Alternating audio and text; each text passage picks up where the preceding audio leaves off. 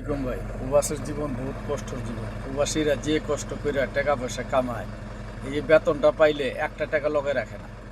একটা টাকা লগে রাখে না, পুরো টাকা দেশে পাঠায়। প্রত্যেক পেপসি আবার ধার করে, হাওলাত করে, কিস্তির মতো ওইটা বাকি খায়। আবার মাস শেষ হইলে ওই যা 40-50 বাকি হয় ওইটা দেয়। আর নেট বিলটা দেয় 20-30 টাকা। এই ফিরে আবার ওই বাকি করে। আর সব টাকা দেশে পাঠায় দেয়। এই টাকা দেশে পোলাপানে বউ পোলাপানে চদর বদর করে যে জায়গায় 5 টাকা 10 টাকা ভাঙবো, 10 টাকার জায়গায় 50 টাকা ভাঙবো, এই ভাঙ্গিয়া খাইবো।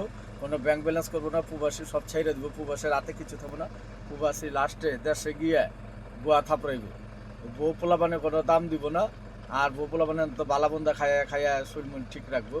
আর প্রবাসে কষ্ট করে গিয়ে পরে মনে করে যে রিক্সা চালাই তুইব, নাইলে ওই খেতে কাজ করা লাগবো, নাইলে এই অবস্থা আর কি। ঠিক আছে, এটা হলো প্রবাসী কষ্টর জীবনের ফসল। ওকে, আসসালামু আলাইকুম।